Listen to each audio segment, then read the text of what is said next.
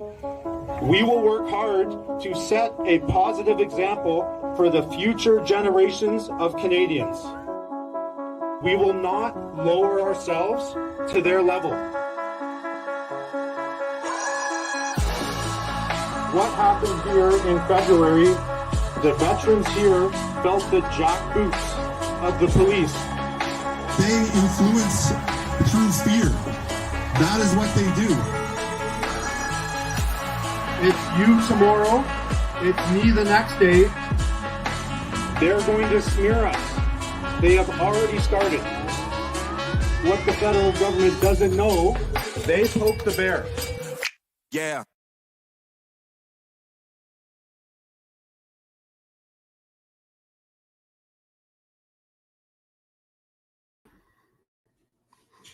Hey, good afternoon. Thanks for joining me. My name's Andrew or MacGillivray, or Drew MacGillivray. I go by Drew mainly. I'm the president of V4F, or Veterans for Freedom, and just coming at you with our second weekly SITREP this Sunday afternoon. It's pretty snowy here in Ontario, so just want to say, hope you guys are surviving, getting out of the snow and getting outside and enjoying some of that fresh air. So yeah, so this is week I missed failed to I'm going to be failing to deliver on a couple of the promises I made from last week, and that's mainly due to us having a power outage this morning. So all the sort of show prep I was doing to get lessons and the brag sheet and that sort of thing, I couldn't actually do because it had no power. And I have one of the laptops where as soon as you unplug it from the wall, there's no battery in there. So just wanted to give you a heads up about that. But we're going to touch on a few things. All right. So every week, I'm going to give you sort of 3 points that will hopefully hit home with you. So before I do that, I'm going to talk about the points that I gave you last week. So just the first point was don't be a victim. Okay. So you need to rise above playing the victim card. And I don't know if people have seen it, but just recently, Rupa Subramanya from, she was on True North, I think in National Post and the Free Press. She was getting into it with people on X. And I think she's no longer, she was gone for a while, and then she made a post that she's no longer with True North. From what my understanding is that she's been fired. I don't know the reasons why, but if you did look at some of her posts and that sort of thing, after the whole statue debacle, she was playing the victim card. And I don't have any specific dislike for Rupa at all. We are supporters of True North here at V4F, mainly Cosmin Jurja and Harrison Faulkner, and I was on Andrew Lawton's show earlier on the week discussing some military issues. But it could have been because she was playing the victim card, right? So she was getting attacked for a viewpoint, and then she started playing victim. So unfortunately, that's what a lot of people do, but we need to get out of that mindset. The second point I said last week was don't be afraid. Okay, so don't be afraid of the woke people. They are weak. They are, they use fear. They chuck shit at you, and as soon as you, chuck shit back, they threaten to cancel you and that sort of thing. So don't be afraid of these people. Like you've seen them if you've gone out to protest. You've seen them at as counter protests, and some of them online. They're weak people. Unfortunately for them, like I don't come across, like me personally, as hating these people. I actually feel bad for them that they've been brainwashed or ideologically subverted. It's not necessarily their fault. It's just something that's been pumped in their heads from our government and academia and large multinational corporations. So, but either way, they're weak. Don't be afraid of these people. And then the last thing I said, last point I gave last week is don't engage with woke people. Okay. So Yuri Bezmenov said it best. He said they'll only wake up when they feel that Soviet boot in their fat bottom. They've been completely brainwashed. They've been completely subverted. and there's nothing you can say or do to them it's going to make them sort of wake up. You have a finite amount of time on this earth, and you have a finite amount of mental bandwidth that you can allocate to certain things. And my recommendation is not to allocate any of that to people who are woke. So pronouns in the bio, Mastodon account, they got the pride flag and all that jazz in their bios on Twitter and that sort of thing. So those people are just vampires. They're time vampires, they're energy vampires, and you will gain nothing by engaging with those people. So those are the 3 points from last week, and hopefully you guys took that to heart, and I'll give you 3 more points this week. So I know I received a lot of emails, surprisingly. I thought I was only going to get a couple. So I responded to a few. I still have maybe 10 or 15 to respond to. So thank you for sending that my way. I have my email address in the ticker. You can provide me with feedback. You can say you like the show, you hate the show, whatever it is. If your hate mail is good enough, I will bring it up, and I will I'll read it online if it's good enough. We have one. I'm not going to bring it up this week. I'll bring it up next week. It's from an ex-member who was attacking us over something. So, but I'll get responses out, and I'll have some good hate mail, it's just for a laugh, really, for next week. So, anyways, so one of the things I want to talk about with V4F is membership. Okay, so when we started the organization, it was myself, Daryl Smith, Sammy Mandelawi, Tom Marazzo, and Eddie Cornell. Those were the 5 of us who started it. 4 of us were at the convoy in Ottawa, and then Sammy was down at the Ambassador Bridge down in Niagara Falls. So we thought, Windsor, correction. But we thought we were only going to get a couple hundred members. We didn't know we'd be getting into the thousands, and that has really, it's great. But at the time, we didn't know what to do with all those members. We had this very rudimentary web page that had, sort of your information. When you submitted it, got sent to a spreadsheet, and then we would just sort of manually sort of call people and add them to Signal chats and that sort of thing. So it became pretty hard for our sort of screening team, because we didn't know we were going to be screening that many people. And then people got upset about, waiting for 6 months or 8 months, not hearing from us. And just something to keep in mind is we're all volunteers here. So we have our lives, guys have families and that sort of thing. And so we can't allocate, 12, 14 hours a day to running the organization.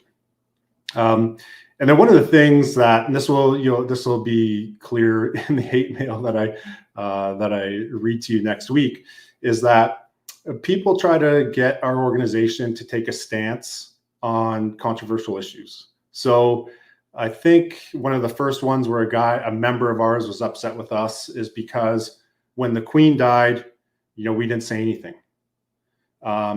We've had been asked to comment on Roe v. Wade, like no joke, because they're like, oh, you're for freedom. Well, what about, freedom, bodily autonomy and this and that sort of thing? We've been asked to comment on the Ukraine-Russia war. Most recently, we've been asked to comment on the Israeli-Palestine conflict. I know Jeff takes some flack because he speaks about that on his podcast, but you need to remember that that's Jeff's individual show. His branding coming out sort of the next, I believe it starts next show is called Radical Candor, and that's Jeff's own opinion. Okay, but from the organizational standpoint, we're on Team Canada. Okay, so we're focusing on Canadian issues, threats to Canadian sovereignty, and gross government overreach to the citizens of our country. We're not going to have an opinion or have to comment on every single issue. It's just, if we did that, then you say, well, you lose some of your members because they don't like you saying this, and then you take a stance on another thing and you lose some more members, and eventually it's just me and a couple other guys. So that's all we're going to do. We're going to focus on Canadian issues, and that's to be the main thing, and that hasn't changed from when we started the organization. So I'm going to talk about joining V4F. So I'm going to just share the screen here. Sorry, just give me a second, and I'm going to bring up, where are we? I think it's, no, actually we'll share this one first. Okay. So this one here is, so this is just on our website here. It's not finished. We do have to add some graphics to some of these items and lists that we have here. But this is basically a list of, veteran organizations that are out there that we support, or maybe they don't even know about us, but we know they're awake. So we have a list here of veteran organizations. And if you go down, there's other sort of non-veteran organizations that we support. And then the further you go down, we have certain journalists, podcasters, influence that we support, or we recommend people take a look at because they have some good insight. And Cosmin already hit me up that we spelt his name wrong. Unfortunately, we didn't get the websites or update out in time with the proper spelling of his name, but it's Cosmin Jurja, and he's one of the main guys who we support and work with. So we're big here at V4F. We're big supporters of True North, and we're supporters of the Epoch Times and other independent journalists. And so then we have a link to some good videos for you to take a look at, or playlists. So the big thing here is we want to, with E&E. Okay, so E&E is educate and empower. So you want to educate and empower citizens as to what's going on in the world, and that is just some of the references and resources that we have available on our website for you to check out. And then we have a book list, and one of those books I'm going to be speaking to towards the end of the podcast. So that's the resources section of our webpage. Next, we're going to go to joining V4F. Okay, so I just have to, I'm going to stop this for a second. I'm going to share the window next time, so we don't have to keep doing that. So just give me a second here. So share window, and here it is. All right. So if you're a veteran, Canadian veteran, or if you're an Allied Nations veteran, you can go sign up on the webpage here. We just ask for your name, your phone number, location, your postal code, which is how we decide which region you go into. So we have 5 regions right now. So Atlantic is the Maritime provinces, Quebec, Central, which is Ontario, West, which is Saskatchewan, Manitoba, and Alberta, and then Pacific, which is British Columbia. So we have your trade, your rank, your leader, enlisted, and everything. And then you're going to get you set up an email password, and then you're going to get, when you submit that, you're going to get, for identification, we need you to upload your identification just to ensure that you actually are a veteran. So that's how you join. There is a bit of delay. I have to touch base with our members manager and see what's going on there. But a lot of questions we get asked about is, well, where does that information go? All right. So I'm going to just bring up here quickly what the, sorry, I don't know why that's not working. Just let me stop sharing, and I'll just bring up a slide here. All right. So you're going to see the information that we receive from you when you join the organization. So you're going to go, share screen. Sorry, I'm walking myself through it because I'm not fully up to speed with this yet. And go into, okay, so we're going to share here. All right. So when you join through our like the members and the admins of the website, who get to see that this is what you have. So it's fully encrypted website, your first name, last name, phone number. It's got some other details on the right here where it's a time and of when you joined, and then your email. So the admins of the website have to manually enter a key to decrypt this to then see your information, take a look at your ID. Once you get approved, your ID gets deleted from the database, and we have your information stored in the website. You'll then get an email that approves you, and then you can log into the member site. And it's not there yet, but it will be soon. Is on there. You'll have links to the different Signal and Telegram chats, you'll have access to our financial documents. So where the money goes and what the organization has been spending it on, our bylaws and that sort of thing. And then we're getting our corporate books together. We've hired a law firm who's helping us out, and we're going to actually have members shares. So if you're going to pay 10 or 15 bucks a year if you want to be a paying voting member, and then you will be, I think it's Class B member, where you have voting rights when we have our meetings and that sort of thing. So we're getting our ducks in order for that. But again, just please, it takes some time for us to do that, and that's a lot for the handful of us who do the work. It takes a lot of us to sort of sort that out, and we're new for this. So another thing which I'm going to mention. So last week, I guess I was when I was reading the chats and that sort of thing, I was not paying attention to the Rumble chat. So this morning I'd open up a separate window, and so I'll be able to see the chat there. So I apologize to our Rumble users for that, because I thought it would just come through StreamYard, and but it didn't. So I have that chat open now. So next thing is I'm going to talk about this. We'll talk about weekly for a couple minutes, is the carnivore update. So with some of the emails and people who messaged me, I think I sent between 10 and 15 emails or Telegram messages out with that protocol. This is not sort of dietary advice. I'm just talking about sort of my experience with the carnivore diet and what I'm doing. So that was passed on from Sammy in those details, and you can take a look at that and see if it works for you. But now we're going to take a look quickly at the results, and then I'll talk a little bit of what I do for the day, and then you can tell me whether you think this is worth it. Okay, so share my handy graph here. Sorry, I'm just going to go to reading view. Okay, so this is the update. So I started at 15 days ago at 272.2 pounds. That is by far the heaviest I've ever weighed. Okay, and that has to do with, just sort of my battle rhythm. I would usually get up, but then all this V4F stuff happened.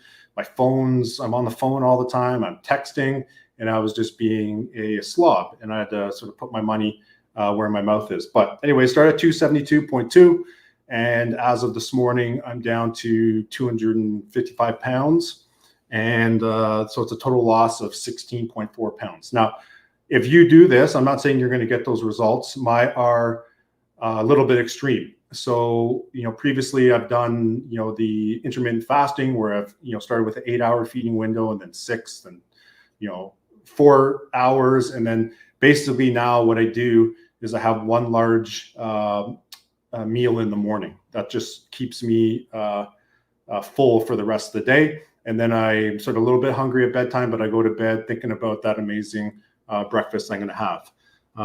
So I knew a fair bit about fitness back in the day. I followed something called 4-Hour Body by an author called Tim Ferriss. And it was basically like, get up, I have a 1 liter glass of like ice cold water. And then I eat at least 30 grams of protein, which I'm more about 70 or 80 in the morning, within 30 minutes of waking up. So I do that. I have my coffee, I have some tea, and then I'll do a couple exercises in the morning, some air squats and that sort of thing. And then that kickstarts your metabolism for the rest of the day. So that's what's working for me. I drink lots of, bubbly coffee, tea, that sort of thing, but I have like 0 calories that I take through any sort of fluid. So that's the update there. So I was doing pretty good. I feel great. I'm sleeping less. I have a ton of energy. And my mood's better, everything. So this is really working for me, and we'll see in 7 days if I'm down into the 240 range. Generally, when I was operating, my weight was between 200 and 225 pounds. So I'll keep going, and we'll see how that goes. So again, you can reach out to me, shoot me an email, and then I will send you back the protocol that was sent to me. Okay. So that's the carnivore diet update. Next, I'm just going to bring up another sort of window. Sorry, I got so many windows open. We got to get it organized. All right, so all right. So next here, I'm just going to quickly share my screen again. All right, so this is our merchandise store. All right, so we're adding more and more merchandise as we go along.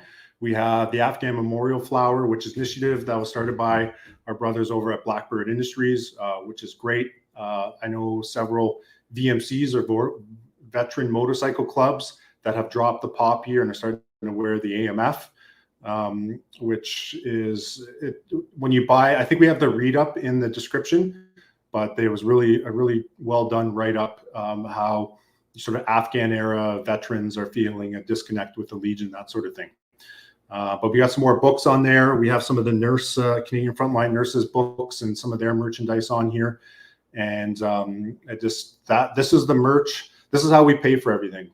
So you're going to see, we're going to talk about our monthly cost next week when we talk about the brag sheet. It costs us a couple $100 for Microsoft Teams or Microsoft Office and emails, and we have a server that we run and that sort of thing.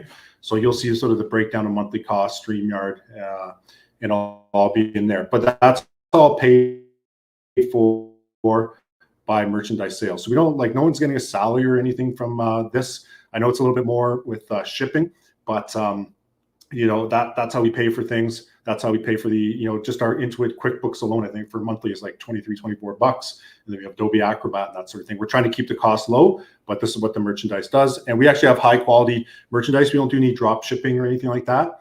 It's all maintained by a veteran couple. Shout out to Shai and Joe and their family who run that for us. They have, they pretty much transformed their basement to a stock room, and they do it all. Now we do pay them 20% of the sales, and I think their kids help out and that sort of thing. They create some ads and stuff, but they're doing it all. They have full-time jobs and doing this all, and it gets pretty busy. So anyways, just want to show that. Now, if you are a veteran, do not buy from this store. Okay, so this is the public store. We have a members or veteran store. I don't want to say members because it's not just open for members. It's open for all veterans. So if you can prove to us that you're a veteran, you can send an email to merch@veteransforfreedom.ca. Shai and Joe will send you this website, and they will give you the password, and you can log in. So I just get this password, I log in, and so this is for members or veterans only. And then basically what it does is it has all the veteran specific gear. So I'm wearing the VFREF, the veteran hoodie. So we have pretty much everything we have on the other site. It's just at a reduced cost for the veterans gear, but we have all the books and everything else like that. You can arrange with the merch team to do an e-transfer to pay for this stuff if you like. It doesn't have to be through credit card, but some of the items don't have any discount on it, and that's mainly for fundraising items. So just want to let you know that. And if you email, again, you just have to prove that you're a veteran, and we can send you the details on that. All right. So I'm going to talk about a couple of Twitter posts that we made this week that I thought did well. So this was sent to us by one of our members and from a current serving member who said this was one of the washrooms at CFB Trenton where they supposedly ripped off the tampon dispenser. So it did well. And then, we had like all these detectives. We had a guy on Instagram messaged me. He was like so upset because he's like, oh, that could be anything. It was a paper towel dispenser. And he was like crying about this post. And then he sent a post to us where one of his posts where he had done it. And he goes, this is how you have to do it. You have to check and verify. And I was like, man, like we're not soliciting advice from like random anonymous people who we don't know. Okay. We'll look at feedback and that sort of thing. But, this was sent to, I thought it was funny, right? We posted this because it was funny. I know from talking to many still serving members that they don't like the woke nonsense. You've seen it. We hooked up some of those members with Matthew Horwood from Epoch Times who did an article on it. And, all the mental gymnastics that the woke lefties and this guy were doing. And it's like, Colonel Mustard with the candlestick in the library. It's like, I'm not going to drive down to see a B Trenton, sneak on the base to verify that it was true. We just trust the guy who sent it to us. So people want to get their panties in a bunch over that. So be it, but really don't care. We just thought it was funny, but it did. I think White Wabbit Warrior, one of our guys, said viral status is after like 50,000 views or whatever, and we got, I think, almost 90,000 on there. So anyways, thought that was pretty funny. And why? And they're like, no, it's paper towel dispenser. Why would troops want to rip off a paper towel dispenser? Just doesn't make sense to me. So, all right, here's another tweet. All right, so this picture came from, they have a pretty good Instagram account and following. It's called the Corporal News Network. Follow them, like a lot of their stuff. And this is something I've been saying for a while. And I'm going to actually highlight some articles I worked with Epoch Times in 2022, where I said pretty much exactly along these lines. So I would tell people when they're pushing the wokeness on us, I said, look, we are not a passport office. We are in the business of killing people, okay? The goal of the infantry is to close with and destroy the enemy. All this identity politics stuff, that doesn't fly in the military. And that's what Uncle Ricky here said. He said, we're not the Public Service Canada. We're just not another department. We are the Canadian Forces, and our job is to be able to kill people. Okay. On the battlefield, that is what is important. Unity is strength, cohesion is strength, and you need to trust the other soldiers, sailors, or airmen who are beside you, that they're going to do their job and save your life. And that's where the brotherhood and sisterhood in the military is forged. And what we're seeing now is that the government is is going completely against that, and they're dividing the troops and the soldiers based on all the identity stuff, the fact they're female or LGBT or your religion or your skin pigmentation and all that nonsense. That doesn't fly in the calf. And we get asked to say, oh, you guys need to do this and you guys need to speak out against this. It's like, I can tell you, the Vets for Freedom, we have Black members, we have Korean members, we have Hispanic members, we have gay members. Like one of the guys I know I went to basic training with, he's a gay guy. We don't discriminate. We don't look through the identitarian lens at fellow veterans. Okay. We just say, are you awake? Are you aware of what's going on? And are you on our side? And that's pretty much it. So just something to keep in mind. And this one, shout out to Manny, one of our guys posted this in our chat this morning, which I thought was really good. So how you can be free is like, well, we can vote harder. All these politicians, the ones who get into power, are being placed there by who knows who.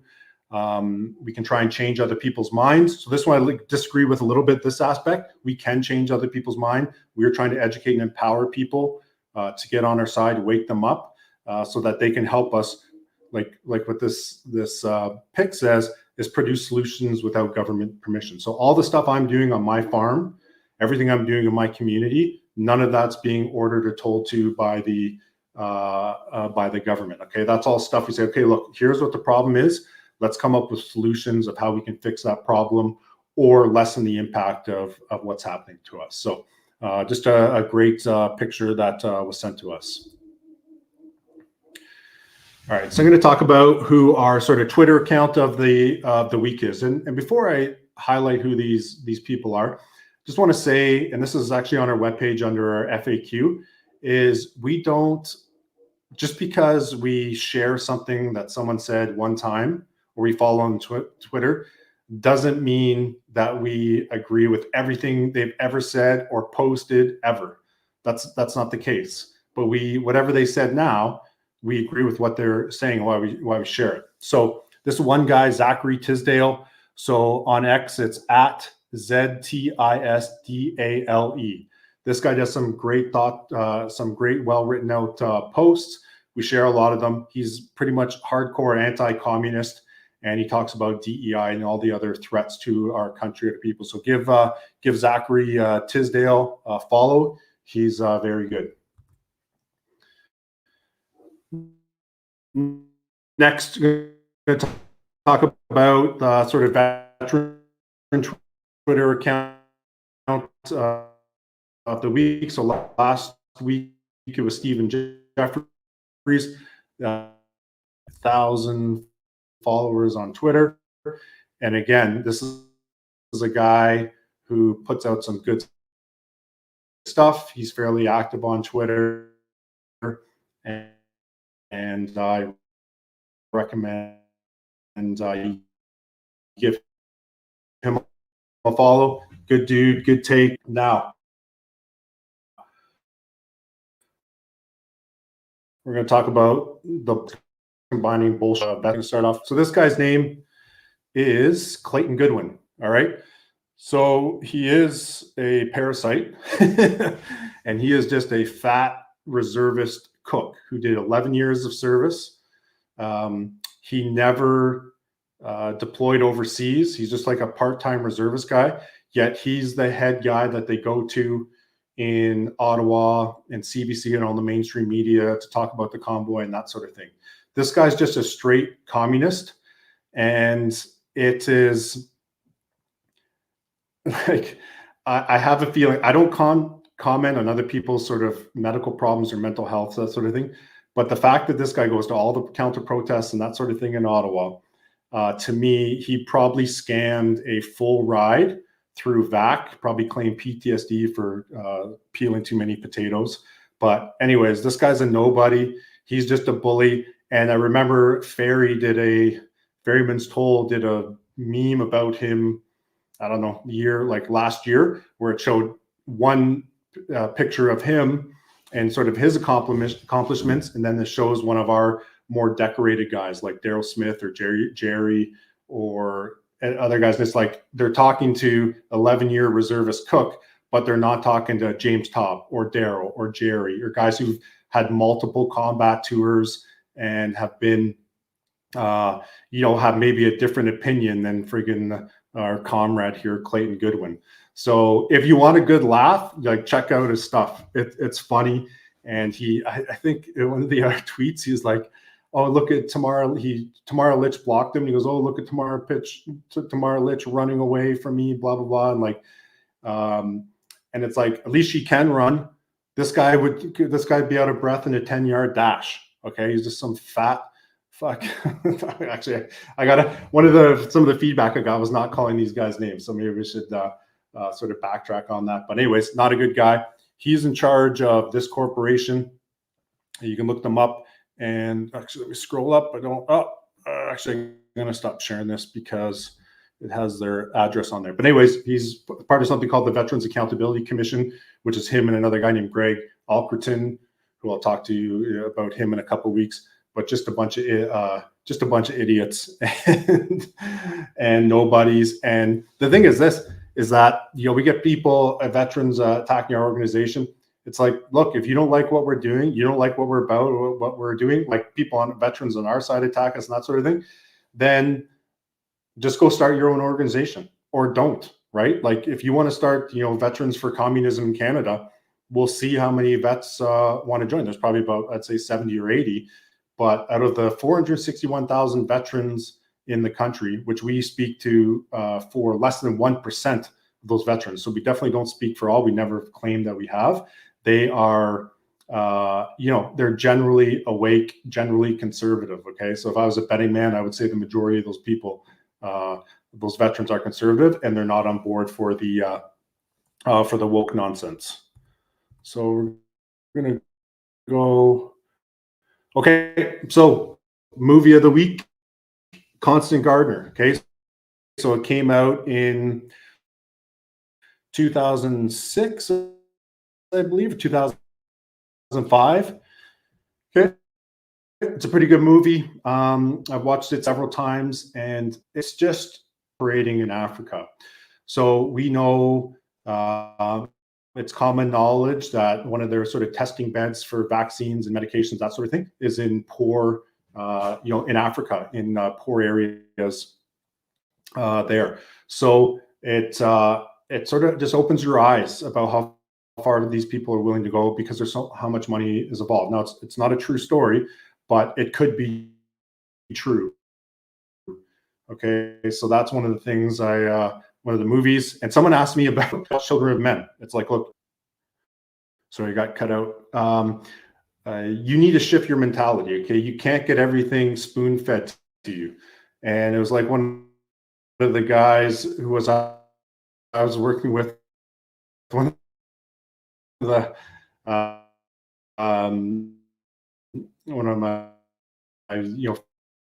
fellow sailors.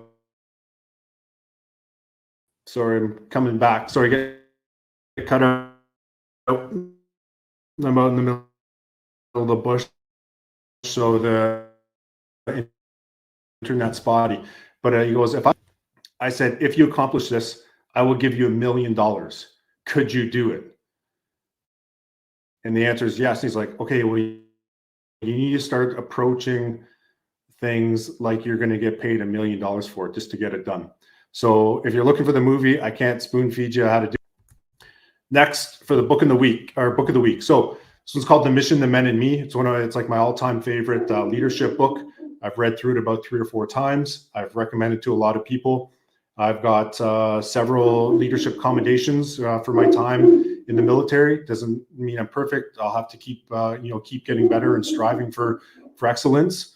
But there's great books out there by military leaders that you can take a look at. So highly recommend this one, The Mission, the Men and Me, available on Amazon, and the audiobook's good as well. I have both the audio version and the paperback version. So check out The Mission, the Men and Me. So I believe that's it for that. Let me just double check, see if there's anything else from this. Okay, good. So that's for that. I've talked to you about that sort of thing. Okay, so I want to keep it sort of under 40 minutes for this week. There's not too many questions in the comments or anything like that from what I can see. But yeah, feel free to shoot me an email if you have any questions, comments, queries, or concerns. So I'll finish it off with this. Okay, so the 3 points for this week. All right, there's something, what people know the term boycotting, but there's something called boycotting, right? So you need to boycott woke organizations. And when it's like some local coffee shop or a local restaurant and that sort of thing, I don't think they're like these evil sort of communist cultural Marxist people who are doing things. However, they have adopted and they're flying the pride flag or the BLM flag or that sort of thing, because they I just need to be nice to people, I just need to be inclusive and that sort of thing, which we know it's not. It's just an underlying attack on the West. But there was a restaurant in my local town. It was like, we're going to go eat there. They're flying the pride flag. I'm not. And then I said, okay, we're going to go somewhere else. I'm not going to eat there. So if you can see what's happening, there's all sorts of layoffs. Google, Disney, Target, all these woke companies are at massive layoffs, massive losses. And that's because people are boycotting them. So customers are speaking with their wallets and say, look, you support the woke nonsense. I'm not going to spend my money here. I'm going to go find other organizations, other people to spend my money on, so that those companies can thrive. So there's lots out there. You just have to do your research and you can find those non-woke companies. So this was in the ticker last week, but I guess I didn't save when I updated it. But this is another thing: is don't talk, do. Is a lot of people who've been sort of pushing back and fighting back against this stuff. We get sucked into these like weekly Zoom calls, monthly Zoom calls, where it's like 50 or 80 people and everyone's just talking. There's a time for that, but right now we have to do. All right, so we're giving you some solutions how you can sort of counter this stuff, but you actually can't just sit there and talk about it. You need to do it. And now, being in the winter time, it's a perfect time to do that. Get out there. You need to do your planning for whatever you're going to be doing in the spring or the summer, that sort of thing. And you can have all the strategic level guidance in the world. Okay, so there's 3 levels within the military: strategic, which is senior management; operational is your middle management; and tactical is like your boots on the ground level stuff. Is you can have all the strategic guidance in the world. If you don't have the ability to execute that at the ground level, boots on the ground, then all that strategic guidance means nothing. So you can learn from that, but you actually have to get out there, start doing stuff, start forming local groups, whether it's homesteading groups, whether it's hunting groups, whatever it is, And that's what you need to do, and sort of identify a mission and then focus on mission success. And that should be your what you're doing, and really going hard at that to be able to achieve the mission, which essentially is to stop government overreach, from my opinion, of what's happening, and help secure our local food supply chains. And then lastly is become hard to kill. All right. So this comes from Dave Morrow. So Dave Morrow does the Hard to Kill podcast.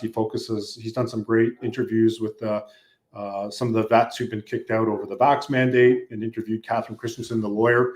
But his main sort of thing that he focuses on is getting veterans fit, and essentially making yourself hard to kill.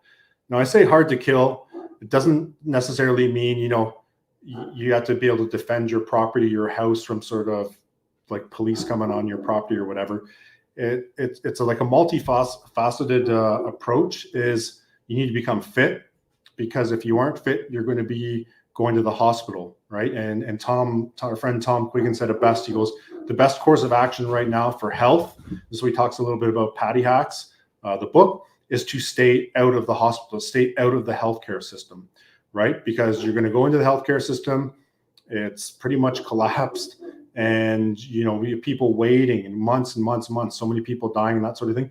So make yourself hard to kill. You're not going to be into the healthcare system, so that you can stay alive, you can survive, and the other people who are sick and who are fat and overweight and that sort of thing, like our Bolshevik Clayton, let him go into that system, because what you're doing is killing yourself. I personally have been off alcohol for over 4 years now. Best decision I ever made, how much money I've saved, and now I'm getting back into the health and fitness and that sort of thing. So I'm not going to put myself into the hospital, the healthcare system. I'm not going to be offered MAID and that sort of thing, because I'm making myself harder to kill. And whether, some people believe it, some people don't, the government and the elites want us dead. So let's make it as hard as possible for them.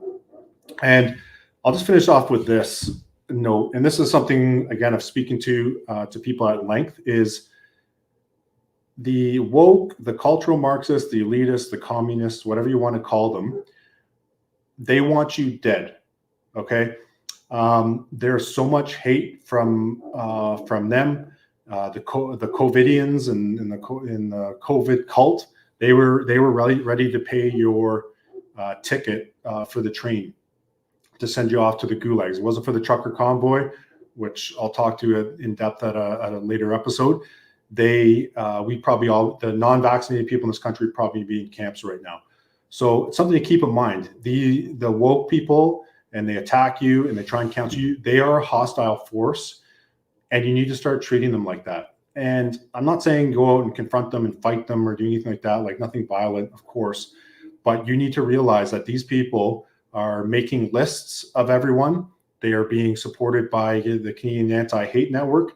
And when communists make lists, that's a bad thing. So keep that in mind with these people. And that's why they're not worth engaging with. Like, they literally hate you. They literally want you dead. They are a hostile force. They're doing a hostile ideological takeover of our country, our institutions, academia, everything. And they need to start being looked at as a hostile force, because that's what they are. And I understand it. Some people I've talked to about that, and they're just, nice, polite Canadians. They have a problem sort of identifying fellow Canadians as a hostile force, but they are. And like I said, they want you dead. And you need to start changing your mindset to saying, look, this is a hostile force. This is an enemy. They want to kill me. And what can I do for myself, my family, and community so that they can't do that? So that's sort of what I want to finish it off with. I know there's a bunch of comments here, but we're just over the 40-minute mark. So if you want me to answer any questions, any comments, queries, concerns, anything, my email's in the ticker there. Shoot me an email, and we'll go from there. So just want to thank you all for tuning in, and we'll see you next week. Take care. We will work hard to set a positive example for the future generations of Canadians. We will not lower ourselves to their level. what happened here in February, the veterans here felt the jackboots of the police. They influence through fear. That is what they do. It's you tomorrow. It's me the next day. They're going to smear us. They have already started. What the federal government doesn't know, they poke the bear. Yeah.